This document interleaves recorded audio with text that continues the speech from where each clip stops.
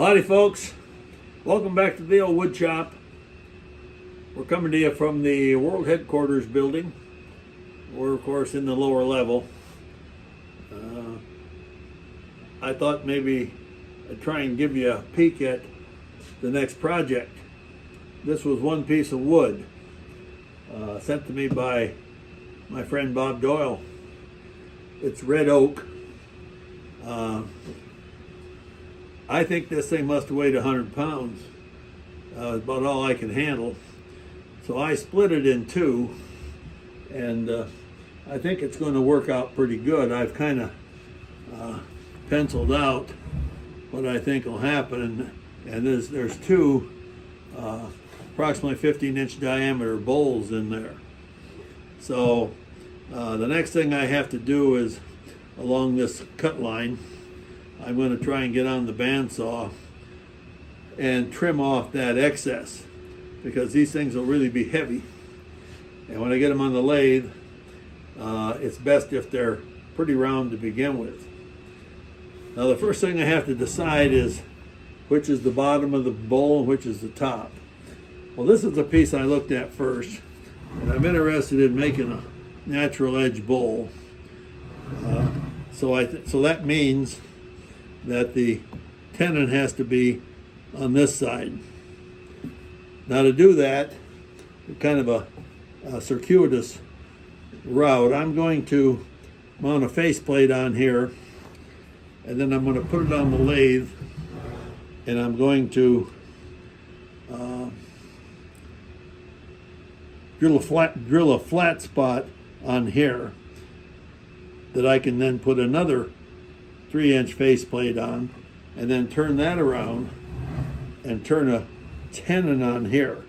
That way I can put this on the lathe, and I can turn my bowl this, and I should have some bark left. On this piece here,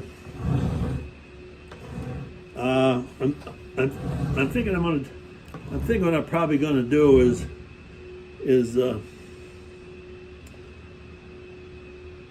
I'm thinking about making this the top side. So we'll probably end up putting a faceplate here, and put that on the lathe, and then turn this around and drill a flat spot on here.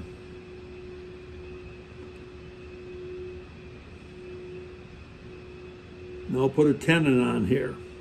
I'm not quite sure what we're going to do with this hump. Before I do anything, I may power plane this off of here to make it easier to turn. But I want this to be the bottom, so we're going to lose all the bark. That's the plan. And you know what happens to the best laid plans. So, of course, upper management's all up in the air. It's too darn big. You're gonna cause problems, and well, I'll agree it's big, and I'll agree that we're gonna have to be careful.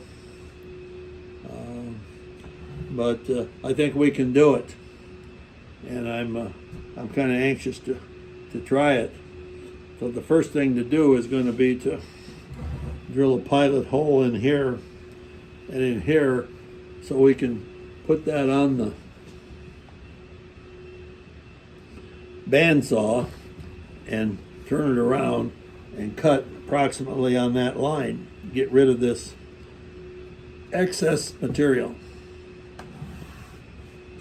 So if it don't make sense to you now, hopefully we'll get to a point where it will make sense.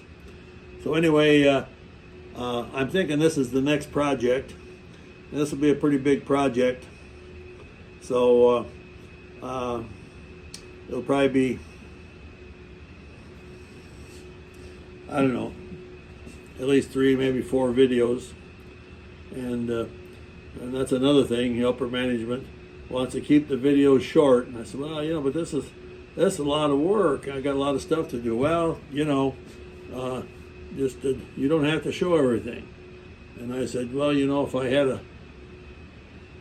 had a cameraman that knew what he was doing, perhaps we could do a little better job. But you know, to be honest about it,